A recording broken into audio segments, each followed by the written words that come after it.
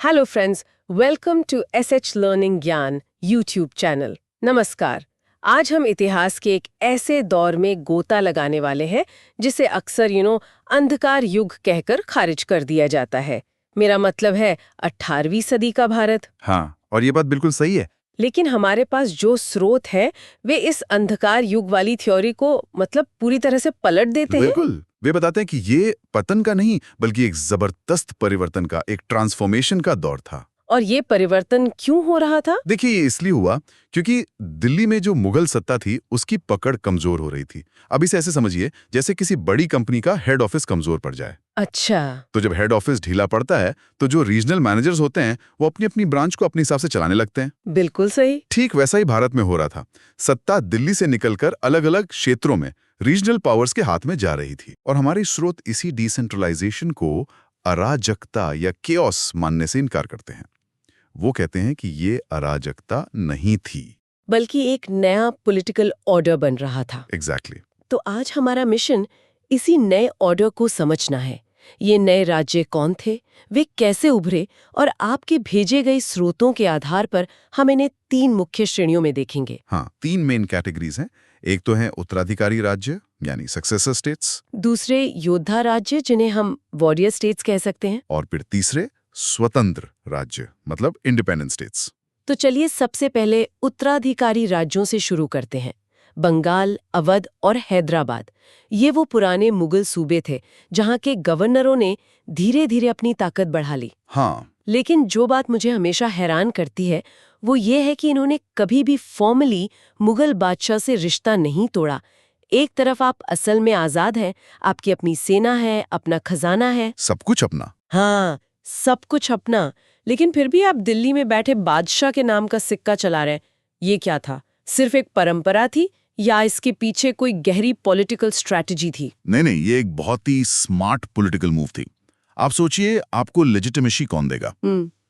आप कल तक दिल्ली के भेजे हुए एक सूबेदार थे, तो बादशाह का नाम इस्तेमाल करके वो पुरानी व्यवस्था के जो समर्थक थे उनको शांत रखते थे। अच्छा, मतलब एक तरह की कानूनी मान्यता मिल जाती थी। बिल्कुल, ये रिबेलियन को एडमिनिस्ट्रेशन की तरह दिखाने का एक शानदार तरीका था। आप कह सकते हैं कि वो मुगल व्यवस्था का चोला पहने हुए थे, लेकिन अंदर शरीर उनका अपना था। वाह, ये तो बहुत दिलचस्प है। चलिए इसी आइडिया को ध्यान में रखते हुए हैदराबाद को देखते हैं। जी, इसकी नींव 1724 में निजामुल मुल्क आसफ जाह ने रखी। स्रोत बताते हैं कि वे मुगल दरबार की जो गुटबाजी थी, पॉलिटिक्स थी, उससे तंग आकर दक्कन चले गए थे। बिल्कुल। और दक्कन पहुंचते ही उन्होंने वो सब करना शुरू कर दिया जो सिर्फ एक स्वतंत्र शासक करता है। जैसे उन्होंने बादशाह से पूछे बिना जंगें लड़ी, संधियां की, अपने वफादारों को मनसब और जागीरें दी। उन्होंने अपनी एक अलग एडमिनिस्ट्रेटिव व्यवस्था बनाई, रेवेन्यू सिस्टम में सुधार किए, और शायद हिंदुओं के प्रति सहिष्णुता की नीति भी अपनाई। हाँ, ये बहुत जरूरी था ताकि स्थानीय जो अभिजात वर्ग है, जो लोकल एलीट है, वो उनके साथ रहें। टेक्निकली वो मुगल गवर्नर थे, पर प्रैक्टिकली वो दक्कन के बादशाह थे। लेकिन आपके नोट्स में ये भी लिखा है कि उनकी मृत्यु के बाद हैदराबाद की चमक थोड़ी फीकी पड़ने लगी। मराठों और यूरोपीय कंपनियों का दबाव बढ़ गया था। हाँ, क्योंकि आसफ जाह जैसी शख्सियत के बाद उस विरासत को संभालना मुश्किल था। हैदराबाद अपनी स्वायत्तता के लिए संघर्ष करने लगा। तो इससे ये पता चलता है कि ये शुरुआती राज्य अक्सर अपने संस्थापक की पर्सनल एबिलिटी पर बहुत ज्यादा निर्भर थे। बिल्कुल, और हैदराबाद की ये कहानी हमें एक पैटर्न दिखाती है। यही कहानी थोड़ी अलग शक्ल में हमें गंगा के उपजाऊ मैदान में भी देखने को मिली। अवध में अवध अवध की स्थापना 1722 में सआदत खान ने की, जिन्हें बुरहानुल मुल्क भी कहा जाता था। ये एक बेहद समृद्ध इलाका था, बहुत ज्यादा। और यहाँ भी उन्होंने मुगल प्रभाव को कम करने के लिए कुछ बड़े कदम उठाए। हाँ, उन्होंने एक बहुत बड़ा बदलाव किया। उन्होंने मुगलों द्वारा नियुक्त जागीरदारों, मतलब जो पुराने अधिकारी थे, उनकी संख्या कम कर दी और उनकी जगह अपने वफादार लोगों को नियुक्त किया। अच्छा। लेकिन इससे भी बड़ा बदलाव इकोनॉमिक सिस्टम में आया।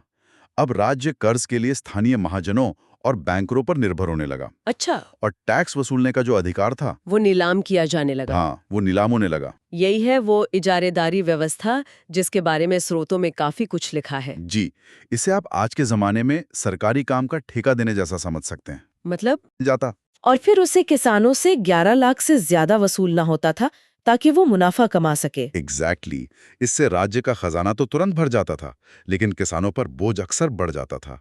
और सबसे महत्वपूर्ण बात, इससे बैंकर और साहूकार जैसे जो नए सोशल ग्रुप्स थे वो बेहद शक्तिशाली हो गए। मतलब सत्ता अब सिर्फ तलवार से नहीं बल्कि तिजोरी से भी चलने लगी थी। बिल्कुल सही कहा आपने। और यही पैटर्न हमें बंगाल में भी दिखता है, जो मुगल साम्राज्य का शायद सबसे अमीर सूबा था। मुर्शिद कुली खान ने इसे धीरे धीरे दिल्ली के नियंत्रण से लगभग पूरी तरह आजाद कर लिया। बिल्कुल, मुर्शिद कुली खान को एक साथ निजाम यानी गवर्नर और दीवान यानी राजस्व प्रमुख दोनों का पद मिला हुआ था। ये अपने आप एक अभूतपूर्व बात थी। तो सारी शक्ति एक ही व्यक्ति के हाथ में आ गई। हाँ, उन्होंने कमाल की राजस्व व्यवस्था बनाई जिससे बंगाल एक सरप्लस रेवेन्यू वाला प्रांत बन गया। उन्होंने भी इजारेदारी को बढ़ावा दिया। तो इन तीनों उत्तराधिकारी राज्यों में एक साफ पैटर्न है। मुगल ढांचे का इस्तेमाल करो, लेकिन उसे अपनी क्षेत्रीय जरूरतों के हिसाब से बदलो और सत्ता के नए केंद्र बनाओ। तो एक तरफ तो ये उत्तराधिकारी राज्य थे जो मुगल सिस्टम के अंदर ही रहकर धीरे धीरे आजाद हो गए। लेकिन हर कोई इतना सब्र रखने वाला नहीं था। नहीं, बिल्कुल नहीं। कुछ ऐसे भी थे जिन्होंने सीधे सीधे तलवार उठा ली और कहा, दिल्ली की हुकूमत अब खत्म, अब राज हमारा होगा। और यहीं से हमारी दूसरी श्रेणी शुरू होती है, योद्धा राज्य, वॉरियर स्टेट्स। और इन योद्धा राज्यों में सबसे बड़ा नाम बेशक मराठों का था। शिवाजी ने जिस राज्य की नींव रखी थी उसे पेशवाओं ने एक साम्राज्य में बदल दिया। उनका प्रभाव तो लगभग पूरे भारत में फैल गया था। उनका लक्ष्य था मुगल बादशाह को मजबूर करके पूरे भारत से टैक्स वसूलने का अधिकार लेना। ये दो टैक्स, चौथ और सरदेशमुखी, हमारे स्रोतों में बार बार आते हैं। अगर हम आसान शब्दों में समझें तो ये क्या थे? क्या ये एक तरह का प्रोटेक्शन मनी था? बिल्कुल, आपने इसे ठीक समझा। चौथ मतलब उपज का 1/4 यानी 25% हिस्सा जो मराठा हमले से बचने के लिए दिया जाता था। और सरदेशमुखी एक अतिरिक्त 10% था। ये इस दावे पर आधारित था कि मराठा राजा पूरे दक्कन के वंशानुगत सरदेशमुख या मुख्य मुखिया हैं। असल में ये किसी भी क्षेत्र पर अपना प्रभुत्व स्थापित करने का एक बहुत प्रभावी इकोनॉमिक टूल था। लेकिन यहाँ एक बड़ा सवाल उठता है, मराठों के पास सैन्य ताकत थी, उन्होंने दिल्ली तक को रौंद दिया था, तो फिर वे मुगलों की जगह लेकर एक नया अखिल भारतीय साम्राज्य क्यों नहीं बना पाए? ये बहुत ही महत्वपूर्ण सवाल है। इसका सबसे बड़ा कारण, जैसा कि एक स्रोत बहुत खूबसूरती से कहता है, ये था कि वे एक ऐसा घर थे जिसकी अपनी ही दीवारें एक दूसरे से लड़ रही थी। मतलब? सिंधिया, होलकर, गायकवाड़, भोंसले, ये सब शक्तिशाली सरदार थे, लेकिन उनमें टीम वर्क की कमी थी, सब अपने अपने लिए खेल रहे थे। बिल्कुल, उनमें कॉमन पॉलिटिकल विजन की भारी कमी थी। उनका ध्यान मुख्य रूप से दूसरे इलाकों से सरप्लस निकालने पर ज्यादा था, एक स्थायी और वैकल्पिक प्रशासन बनाने पर कम। अच्छा, तो वो मुगल सिस्टम को तोड़ तो रहे थे, पर उसकी जगह कुछ नया और बेहतर बनाने का ब्लूप्रिंट उनके पास नहीं था। समझ गई। चलिए अब पंजाब की तरफ चलते हैं, जहां सिखों का उदय हो रहा था। गुरु गोबिंद सिंह ने उन्हें एक सैन्य शक्ति खालसा के रूप में संगठित किया था। हाँ, और मुगलों के खिलाफ एक लंबे संघर्ष के बाद उन्होंने खुद को छोटे छोटे सैन्य दलों में संगठित किया, जिन्हें जत्था कहा जाता था। और बाद में ये मिसलों में बदल गए। जी, बाद में ये 12 बड़ी इकाइयों में विकसित हुए, जिन्हें मिसिल कहते थे। हर मिसिल का अपना सरदार और अपना इलाका होता था। इन स्रोतों में सिखों की राखी प्रणाली का जिक्र है और ये मुझे बहुत अनोखी लगी। उपज का 20% टैक्स के बदले में बाहरी हमलों से सुरक्षा की गारंटी। ये तो एक तरह का बहुत ऑर्गेनाइज्ड प्रोटेक्शन सिस्टम लगता है। ये काम कैसे करता था? ये एक बहुत ही शानदार व्यवस्था थी जिसने पंजाब के गांवों में सिखों की पकड़ को मजबूत किया। देखिए, किसान मुगल अधिकारियों और अफगान हमलावरों दोनों से परेशान थे। सही बात है। ऐसे में मिस्लों ने उन्हें एक विकल्प दिया, हमें अपनी उपज का 5वां हिस्सा दो और हम तुम्हारी रक्षा करेंगे। इसने उन्हें एक तरह की जमीनी वैधता, अ ग्रास रूट्स लेजिटिमेसी दी। और इसी नींव पर आगे चलकर महाराजा रणजीत सिंह ने एक शक्तिशाली सिख साम्राज्य खड़ा किया, जिसकी राजधानी 1799 में लाहौर बनी। इसी तरह का एक और विद्रोह दिल्ली के आसपास जाट किसानों ने किया था। हाँ, वे औरंगजेब की जो दमनकारी राजस्व नीतियां थीं, उनके खिलाफ उठ खड़े हुए थे। चूरामन और बदन सिंह जैसे नेताओं ने भरतपुर में एक जाट राज्य की स्थापना की। लेकिन जाट शक्ति अपने चरम पर पहुंची सूरजमल के समय में। हाँ, बिल्कुल। सूरजमल, जिन्हें स्रोत जाट जनजाति का प्लेटो कहते हैं, ये तो बहुत बड़ा खिताब है। और वो इसके हकदार थे। उनमें असाधारण राजनीतिक समझ और दूरदर्शिता थी। आपको एक बात बताता हूँ। बताइए। जब 1739 में नादिर शाह ने दिल्ली पे हमला किया तो कई बड़े बड़े मुगल रईसों ने सूरजमल के भरतपुर किले में शरण ली थी। अच्छा। उन्होंने अपने राज्य का काफी विस्तार किया और एक कुशल प्रशासन बनाया। तो अब तक हमने दो तरह के राज्य देखे, एक वो जो सिस्टम में रहकर बदले और दूसरे वो जिन्होंने सिस्टम से लड़कर अपनी जगह बनाई। जी। अब हमारी तीसरी और आखिरी श्रेणी है स्वतंत्र राज्य। ये वो खिलाड़ी थे जिन्होंने मुगलों के कमजोर होने से पैदा हुए मौके का फायदा उठाया। बिल्कुल। इनमें ना तो बंगाल जैसी निरंतरता थी और न ही मराठों जैसा विद्रोह। ये ऑपर्चुनिस्टिक स्टेट्स थे। और इसका सबसे बेहतरीन उदाहरण है मैसूर, जहां पहले से वाडियार राजवंश का शासन था, लेकिन 18वीं सदी के मध्य में असली ताकत हैदर अली के हाथों में आ गई। हाँ, हैदर अली, जो सेना में एक छोटे से पद से अपनी काबिलियत के दम पर ऊपर उठा था, और उसने और उसके बेटे टीपू सुल्तान ने मैसूर को पूरे तरह बदल दिया। बिल्कुल बदल दिया। उन्होंने फ्रांसीसी विशेषज्ञों की मदद से अपनी सेना को यूरोपीय तर्ज पर मॉडर्नाइज किया।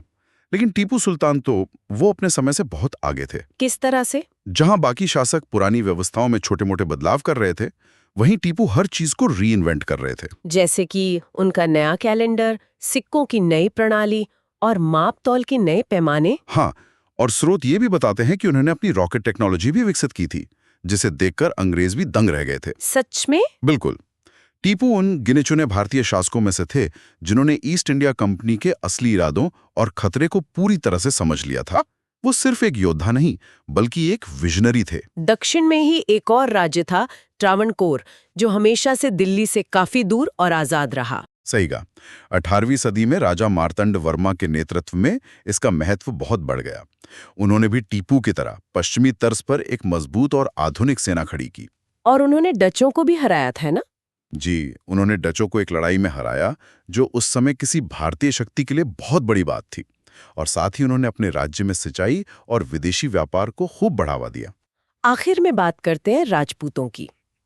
उनकी स्थिति इन सब से थोड़ी अलग थी, है ना? हाँ, अलग थी। उन्हें तो मुगलों के समय में भी वतन जागीर के रूप में काफी स्वायत्ता मिली हुई थी। हाँ, वे साम्राज्य के पार्टनर की तरह थे। तो जैसे ही दिल्ली में केंद्रीय सत्ता कमजोर हुई, उन्होंने अपनी पूरी आजादी पर जोर देना शुरू कर दिया। और इनमें आमेर यानी जयपुर के राजा सवाई जयसिंह जैसे शासक बहुत प्रमुख थे। बिल्कुल। ये वही सवाई जयसिंह हैं जिन्होंने खूबसूरत जयपुर शहर बसाया था और जंतर मंतर बनवाया था। जी, वो एक महान राजनेता होने के साथ साथ एक असाधारण वैज्ञानिक और खगोल शास्त्री भी थे। उन्होंने जयपुर की स्थापना पूरी तरह से वैज्ञानिक नक्शों के आधार पर की। और दिल्ली, जयपुर, उज्जैन, वाराणसी और मथुरा में खगोलीय वेधशालाएं बनवाईं। जी, जिन्हें हम जंतर मंतर कहते हैं। उन्होंने जीज मोहम्मद शाही नाम से खगोलीय गणनाओं की नई सारणियां, न्यू एस्ट्रोनॉमिकल टेबल्स भी तैयार करवाईं। इतना सब कुछ होने के बावजूद राजपूत एक बड़ी अखिल भारतीय शक्ति के रूप में क्यों नहीं उभर पाए? इसका एक ही और सबसे मुख्य कारण था उनकी आपसी फूट। वे लगातार एक दूसरे की रियासतों पर कब्जा करने के लिए लड़ते रहते थे। आपके स्रोतों में उनके आंतरिक गृह युद्धों का विस्तार से वर्णन है। इस आपसी लड़ाई ने उनकी सारी ऊर्जा खत्म कर दी और उन्हें एक बड़ी ताकत बनने से रोक दिया। बिल्कुल। तो अगर हम इस पूरी चर्चा को समेटें तो ये साफ है कि 18वीं सदी किसी अंधकार युग का नाम नहीं है। कतई नहीं। ये असल में सत्ता के पुनर्गठन की एक बहुत ही डायनामिक कहानी है। एक केंद्रीकृत मुगल साम्राज्य की जगह कई क्षेत्रीय शक्तियों ने ले ली। बिल्कुल। और ये ध्यान रखना महत्वपूर्ण है कि इन राज्यों ने मुगल एडमिनिस्ट्रेटिव ढांचे को पूरी तरह से फेंका नहीं। उन्होंने उसी ढांचे को अपनी जरूरत के हिसाब से इस्तेमाल किया और बदला। उन्होंने अपने अपने इलाकों में कानून और व्यवस्था स्थापित की और एक कामचलाओ आर्थिक ढांचा भी बनाया। हाँ, लेकिन उनकी सबसे बड़ी कमजोरी, जैसा कि हमने राजपूतों और मराठों के मामले में देखा, उनकी लगातार आपसी लड़ाइयां थीं। ये एक दिलचस्प विरोधाभास है। वो आजाद हो रहे थे, लेकिन साथ ही एक दूसरे से लड़कर खुद को कमजोर भी कर रहे थे। और इसी विरोधाभास और आपसी फूट ने बाहर से आई एक तीसरी शक्ति, यानी यूरोपीय कंपनियों को अपनी जगह बनाने का मौका दे दिया। उन्होंने इस बिखरी हुई राजनीतिक शतरंज की बिसात पर अपने मोहरे चलना शुरू कर दिए। बिल्कुल। और यहीं पर हमारे स्रोत हमें एक बहुत ही जरूरी सवाल पर लाकर छोड़ते हैं। टीपू सुल्तान जैसे कुछ अपवादों को छोड़ दें तो ज्यादातर क्षेत्रीय शक्तियों ने सैन्य तकनीक, संगठन और एडमिनिस्ट्रेटिव प्रथाओं में मुगलों से आगे कोई बहुत बड़ा इनोवेशन नहीं किया। सही बात है।